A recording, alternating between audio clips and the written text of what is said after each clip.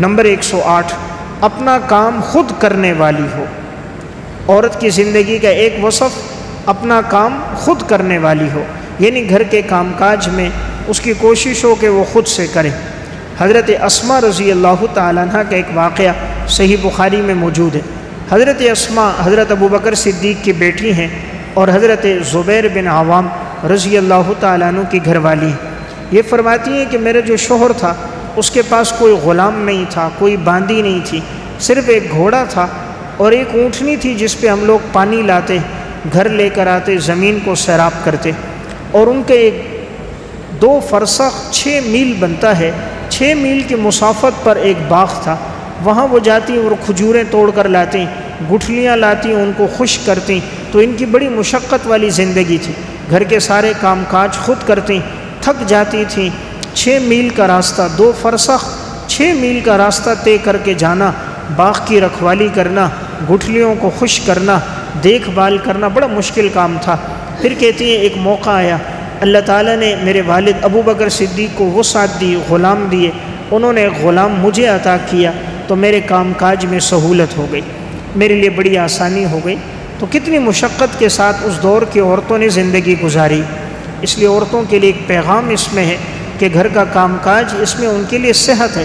آج وہ سمجھتی ہیں کہ گھر کے کام کے لیے الگ نوکرانی ہو، کپڑے دھونے کے لیے الگ ہو، کھانے پکانے کے لیے، صفائی ستھرائی کے لیے الگ ہو، اس لیے عورتیں گھر میں بیٹھ کر اب ان کا وقت موبائل پہ گزرتا ہے، کام کاج ہوتا نہیں ہے، اس لیے بیماریاں آ گئی، مختلف امراض لگ گئے۔ دیہات میں عورتیں سارا کام خود کرتی ہیں، اس لیے وہ صحت مند رہتی ہیں، ان کی چلت پھرت ہوتی ہے، آنا جانا ہوتا ہے، غذا ان کی ہضم ہوتی ہے، اپنے ہاتھوں سے کام کاج ہوتا ہے تو صحت مند ہوتی ہیں۔ تو عورت کی زندگی کا ایک وصف ہے کہ وہ اپنے گھر کے کام کاج میں دلچسپی لے اور خود کرے۔ نمبر 109، اپنی زبان کو کنٹرول کرنے والی ہو۔ عورت کی زندگی کا ایک وصف کہ اس کو اپنی زبان پر کنٹرول ہو۔ نبی اکرم صلی اللہ علیہ وسلم نے فرمایا، من کان یؤمن باللہ والیوم الآخر فلیقل خیرا او لیصمت، جو اللہ اور آخرت پہ ایمان رکھتا ہے اسے چاہیے کہ وہ بھلائی والی بات کرے ورنہ خاموش رہے۔ عورت کے لیے بڑا زیور ہے کہ اسے اپنی زبان پر کنٹرول ہو، یعنی بد اخلاقی نہ ہو۔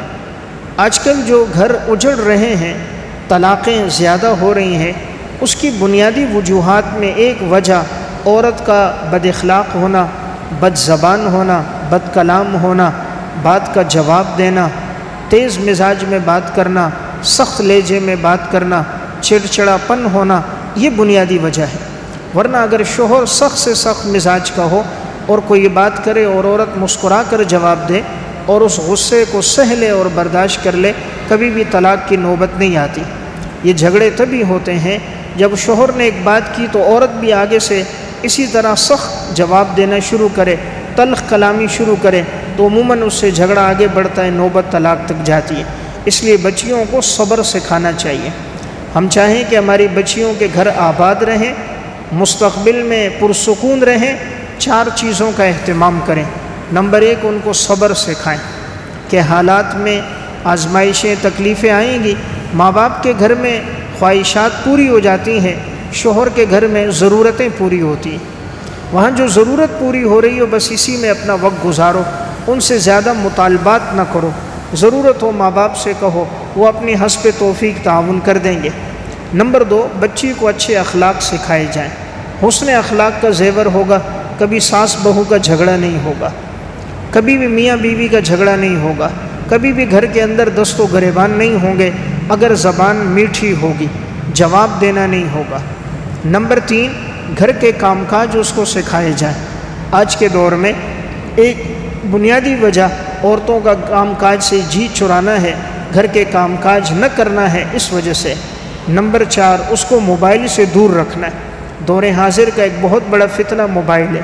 جن گھروں میں یہ موبائل کا فتنہ آیا اور بچیاں اور عورتیں اس میں پڑ گئیں تو نہ وہاں گھر کے کام کاج ہوتے ہیں، نہ صفائی ستھرائی ہوتی ہے، نہ بچوں کی پرورش ہوتی ہے، نہ شوہر کی خدمت ہوتی ہے، اور نتیجہ نکلتا ہے چند ماہ گزرتے ہیں طلاق ہو جاتی ہے۔ شوہر صبح گھر سے گیا، واپس آیا، دیکھا جو گھر میں کچرا تھا، جو گھر میں گندگی تھی اسی طرح باقی ہے، بیوی کے ہاتھ میں موبائل ہے۔ گھر پہنچا جی کھانا آگے سے تیار نہیں، مہمان کو لے کر آتا ہے تو گھر والی اس پہ چڑچڑا پن ہے، تکرار شروع ہو جاتا ہے، کیوں لے کر آئے؟ کیونکہ اس کا وقت تو موبائل میں گزرنا تھا۔ تو یہ ساری ناچاکیوں کی بنیادی وجہ موبائل ہے۔ یہ جو خواہشات بڑھ رہی ہیں، فلاں لباس لے کر آؤ، فلاں جوتے لے کر آؤ، یہ سب اس نے نیٹ پر، کیبل پہ، فیس بک پہ دیکھا، غیروں نے اپنے اشتہار عام کر دیے، اور اب تو یہ سہولت بھی کہ گھر میں پہنچا رہے ہیں۔ اب وہ دیکھتی ہیں، شوہر سے فرمائش کرتی ہیں، وہ حلال پہ پورا نہیں ہوتا، وہ حرام کا راستہ اختیار کرتا ہے، سود پہ پیسہ لیتا ہے، رشوت پہ لیتا ہے، تو بنیادی وجہ عورت بنتی ہے۔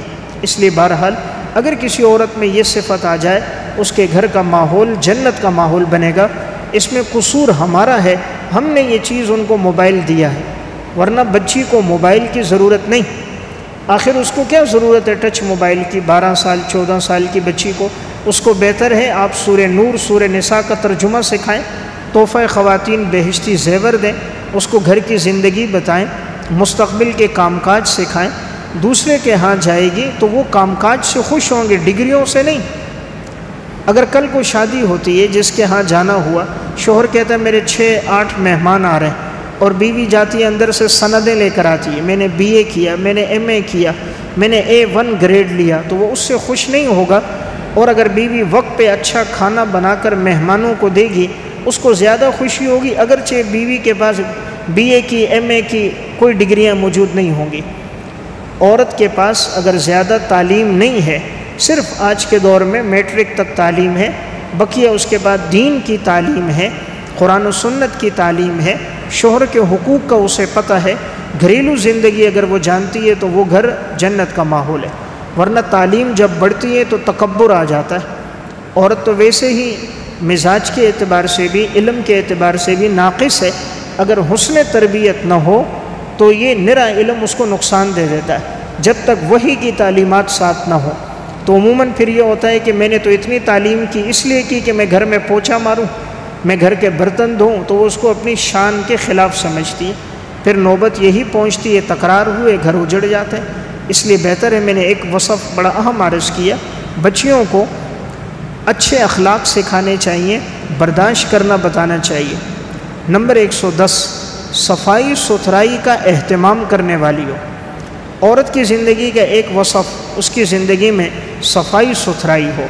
رسول اللہ صلی اللہ علیہ وسلم نے فرمایا الطہور شطر الایمان، صفائی ستھرائی جو ہے یہ نصف ایمان ہے، آدھا ایمان ہے کہ جہاں صفائی ستھرائی ہو۔ اس لیے اگر جس گھر میں ہو وہاں آنے والوں کو خوشی ہوتی ہے، جہاں یہ صفائی ستھرائی نہ ہو اس سے طبیعت کو بھی تکلیف پہنچتی ہے، مہمانوں کو بھی تکلیف پہنچتی ہے۔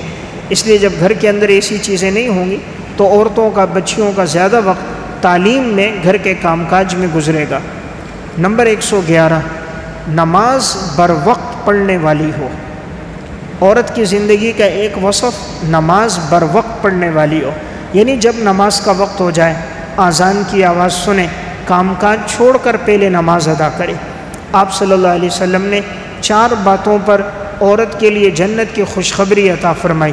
آپ نے فرمایا اذا صلت المرأة خمسہا، جب کوئی عورت 5 وقت نماز پڑھے، وصامت شہرہا، 1 مہینہ رمضان کے روزے رکھے، وحصنت فرجہا، اپنی عزت آبرو کی حفاظت کرے، واطاعت بعلہا، اپنے خاوند کی اطاعت کرے، دخلت من ای ابواب الجنت شاءت، جنت کے جس دروازے سے چاہے جنت میں داخل ہو جائے۔ تو دیکھیں بہت آسان ہیں 4 باتیں، نماز، روزہ، عزت آبرو کی حفاظت، شوہر کی اطاعت۔ فرمایا یہ 4 باتیں ہوں، جنت کے جس دروازے سے چاہے جنت میں داخل ہو جائے۔ تو اس لیے عورتوں کے لیے تو بڑی آسانی ہے، مرد پہ نماز معاف نہیں ہے، لیکن عورت کے حیض کے ایام، نفاس کے ایام میں اس سے نماز معاف ہے۔ عورت پر قضا بھی نہیں ہے، حالانکہ مرد ہر وقت نماز پڑھے گا، نہیں پڑھ سکتا بعد میں قضا کرے گا، بیماری کے ایام ہے تو قضا کرے، لیکن عورت کے لیے اتنی سہولت اسلام نے رکھی ہے۔ اس لیے کوشش ہو عورتوں میں بر وقت نماز پڑھنے۔ پھر یہ بھی سہولت ہے کہ یہ نہیں کہا مسجد میں نماز پڑھو، عورت کو گھر میں نماز پڑھنا ہے، اس کو آنے کے لیے جماعت تک پہنچنا، جماعت میں شریک ہونا، انتظار کرنا، شریعت نے یہ بھی نہیں رکھا۔ اتنی آسانی کے باوجود اگر تاخیر ہو تو پھر یہی عذاب قبر کا سبب بنتا ہے۔ امام ذہبی رحمۃ اللہ علیہ نے الکبائر میں ایک واقعہ لکھا، ایک نوجوان کہتا ہے میں نے اپنی ہمشیرہ کی تدفین کی، اس دوران کچھ ضروری سامان قبر میں مجھ سے رہ گیا، مجھے یاد نہ رہا، قبر بند کر دی گئی، گھر آیا تو یاد آیا کہ وہ سامان کچھ میرا قبر میں رہ گیا۔ علماء سے مسئلہ پوچھا، انہوں نے کہا بھئی قبر تو نہ کھولی جائے، انہوں نے کہا بہت ضروری سامان ہے، کہا پھر ایک جانب سے تھوڑا سا کھول کے نکال دو۔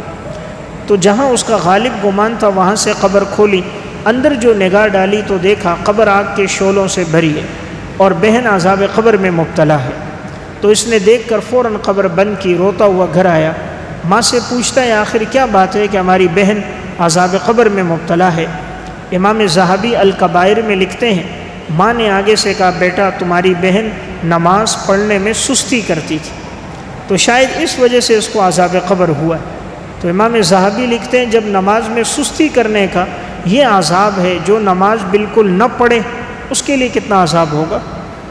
یہ تو تاخیر کر کے پڑھ رہی تھی تو اس کے لیے یہ عذاب ہے، جو بالکل ہی نہ پڑھتا ہو اس کے لیے کتنا عذاب ہوگا؟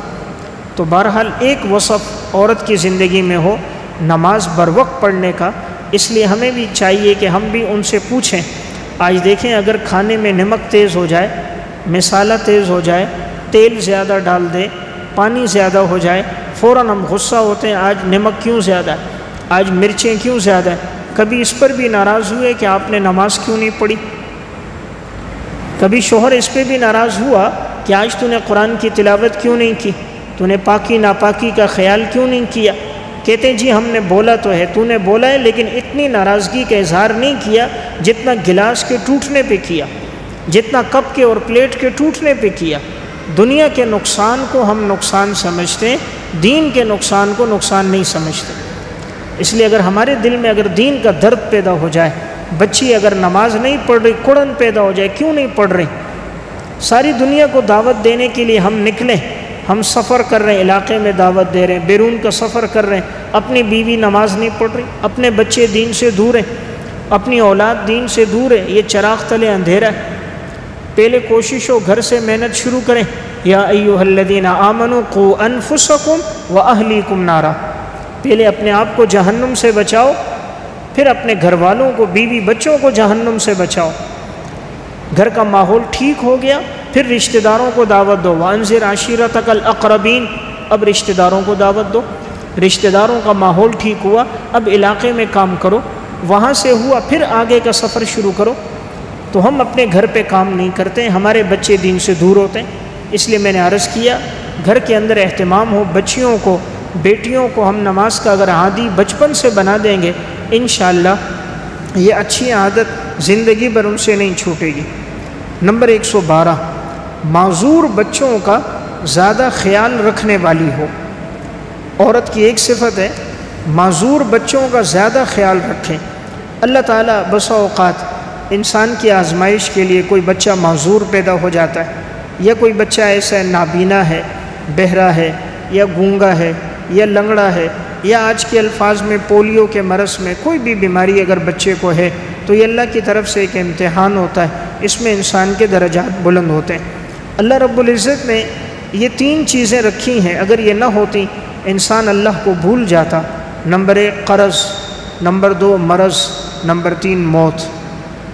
اگر یہ قرض اور یہ مرض اور یہ موت نہ ہوتی انسان کو اللہ کبھی یاد نہ آتا، کبھی وہ مال کے نشے میں، دولت میں ایسا آگے بڑھ جاتا۔ آج دیکھیں ایک بخار آیا چکن گونیا، اب یہ بخار ہوتا ہے انسان کو پتہ چلتا ہے کہ وہ کتنا کمزور ہے، اپنے سہارے کھڑا نہیں ہو سکتا، اٹھ بیٹھ نہیں سکتا، جوان آدمی طاقتور آدمی ہے، اٹھ نہیں سکتا ابھی، پھر اس کے اثرات 10 دن 12 دن تک یہ اثرات باقی ہیں۔ کتنی ڈرپیں لگائی، انجیکشن لگائے، ہر قسم کی دوائی کھائی، اثرات اب بھی ہیں۔ انسان تو اتنا کمزور ہے، تو انسان سے زیادہ کمزور کوئی نہیں، اللہ سے زیادہ طاقتور کوئی نہیں۔ تو انسان کی ساری عقل رب کی پکڑ کے ایک جھٹکے میں نکل جاتی ہے، انسان کی ساری عقل رب کی پکڑ کے ایک جھٹکے میں نکل جاتی ہے۔ ایک بخار کا دھچکا بتا دیتا ہے کہ انسان تو کتنا کمزور ہے۔ تو میں نے عرض کیا اگر بچہ کبھی معذور ہو یہ اللہ کی طرف سے امتحان ہے، اس میں رجوع کا موقع ملتا ہے، انسان اللہ کی طرف رجوع کرتا ہے، بار بار دعائیں کرتا ہے بچے کے لیے، اللہ میرے بچے کو ٹھیک کر، اس کو صحت دے۔ تو اللہ بندے کو قریب کرنا چاہتا ہے تو اس پر آزمائش لاتا ہے۔ کبھی بندہ بھول جاتا ہے اللہ کو تو بچوں پر آزمائش آئی، بیوی پر آزمائش آئی، یہ رجوع اللہ ہے، تو انسان اس میں پریشان نہ، اس کے درجات بلند ہو رہے ہیں، اس کے گناہ معاف ہو رہے ہیں، اللہ کے ساتھ اس کا تعلق مضبوط ہو رہا ہے۔ بسا اوقات اگر اللہ ایک چیز لیتا ہے اس سے کئی گنا زیادہ عطا کرتا ہے۔ عرب کی ایک عورت تھی، بچہ پیدا ہوا، نابینا تھا، عورت پریشان ہوئی لیکن نیک تھی، مومنہ تھی، اللہ کی طرف رجوع ہوا، دعائیں ہوئی، یا اللہ اگر یہ نابینا ہے میں اس پہ راضی ہوں، لیکن اے اللہ تو اس کو حافظے کی نعمت عطا فرما، یا اللہ اگر اس کے پاس آنکھوں کی بصارت نہیں تو دل کی بصیرت اس کو عطا فرما، دین کی سمجھ عطا فرما۔ وہ ماں دعا کرتی رہی۔ وہ بچہ جب پڑھنے کے قابل ہوا، اس کو جب قاری صاحب کے پاس بھیجا، قاری صاحب جو اس کو پڑھاتا بچے کو یاد ہو جاتا، جو پڑھاتا یاد ہو جاتا۔ چند ماہ کے اندر اس نے پورا ناظرہ پڑھ لیا، اور جب اس کو حفظ کے لیے بٹھایا، استاد ایک دفعہ پڑھاتا، اگلی دفعہ بچہ زبانی سنا دیتا، 2 مہینے میں بچے نے پورا قرآن کریم حفظ کر دیا، صرف 2 ماہ کے عرصے میں۔ تو اللہ نے آنکھوں کی بینائی لی لیکن حافظے کی نعمت عطا فرما دی، اس سے بڑی دولت اللہ نے عطا فرمائی۔ پھر وہ بچہ ایسا قرآن پڑھتا تھا، پورے علاقے میں اس کی نظیر کوئی نہیں تھی۔ اس کی جو آواز میں درد ہوتا ہے، جو نابینا ہوتا ہے چونکہ وہ بدنظری کے گناہ سے محفوظ ہوتا ہے، تو اس لیے اس کی آواز میں بڑا درد ہوتا ہے، اس کی زندگی میں بڑا تقویٰ ہوتا ہے، اس کا حافظہ بڑا تیز ہوتا ہے، اس کو رجوع اللہ بڑھ جاتا ہے، اس کو اللہ کی طرف میلان اور رغبت میں اضافہ ہو جاتا ہے۔ اس لیے میں نے عرض کی اگر اولاد معذور بھی ہو تو عورت کی زندگی کا وصف ہو کہ وہ اس کی زیادہ خدمت کرے کہ اللہ نے مجھے ایک موقع عطا فرمایا، اور اس میں اس کو رجوع اللہ بڑھ جائے۔ نمبر 113، آذان کا ادب کرنے والی ہو۔ عورت کی ایک صفت آذان کا ادب کرنے والی ہو، جب بھی آذان ہو ادب کرے اور جواب دے۔ حدیث میں آتا ہے نبی اکرم صلی اللہ علیہ وسلم نے فرمایا اذا سمعتم النداء فقولوا مثل ما يقول المؤذن، جب تم آذان کی آواز سنو اسی طرح کہو جس طرح کہ مؤذن کہتا ہے۔ صحیح بخاری کی روایت ہے، یعنی جو کلمات مؤذن کہے وہ تم بھی کہو، البتہ حی علی الصلاۃ حی علی الفلاح کے جواب میں لا حول ولا قوت الا باللہ یہ کلمات کہے جائیں گے۔ تو آذان جب بھی ہو تو خوب اس کا ادب کا اہتمام ہو۔ بسا اوقات یہی ادب انسان کی نجات کا ذریعہ بن جاتا ہے۔ الاشارات فی علم العبارات میں واقع ہے، زبیدہ خاتون یہ ہارون الرشید کی بیوی گزری ہے، اس نے بہت سے نیک کام کیے، سینکڑوں غلام آزاد کیے، اس کے محل میں ہر وقت 300 کے لگ بھگ باندیاں ہوتی تھی جو قرآن کریم کی تلاوت کرتی تھی۔ تو یہ بڑی نیک صالحہ متقیہ تھی۔ حاجیوں کے لیے اس نے نہر بنائی تھی دریائے دجلہ سے لے کر عرفات تک، لیکن مغفرت اس پر ہوئی۔ خواب میں کسی نے دیکھا، زبیدہ سے پوچھا اللہ نے کیا معاملہ کیا؟ فرمایا اللہ نے میرے گناہ معاف کر دیے۔ کہا کس عمل پر مغفرت ہوئی؟ کہا ایک دفعہ سہیلیوں کے ساتھ جھولا جھول رہی تھی، اس دوران آذان کی آواز آئی، تو میں نے سہیلیوں سے کہا جھولا روک دو، انہوں نے جھولا روک دیا، تو میں آذان کے کلمات سننے لگی، میں نے سر پہ دوپٹہ ڈالا، بڑے ادب کے ساتھ سنا، آذان کے کلمات کا جواب دیا، آذان کے بعد کی مسنون دعا پڑھی۔ اللہ کو یہ عمل پسند آیا کہ اس نے ہمارے نام کا ادب کیا، فرمایا اس نام کے ادب پر میری مغفرت ہو گئی۔ بڑے بڑے عمل کیے لیکن مغفرت کس پر ہوئی؟ آذان کے ادب پر۔ اس لیے کوشش ہو جب آذان کی صدا انسان سنے اپنے کام کاج چھوڑ کر اللہ کی طرف متوجہ ہو جائے۔ دیکھنے میں آتا ہے بعض نادان آذان ہو رہی ہے ٹیپ لگایا ہوا ہے، گانے چل رہے ہیں، فلم اور ڈرامہ لگا ہوا ہے، موبائل میں مصروف ہے، نہ میوزک کو کم کرتا ہے نہ آواز کو کم کرتا ہے، نہ توجہ دیتا ہے۔ تو یہ ایک بڑی انسان کے لیے گویا بدبختی کی علامت ہے۔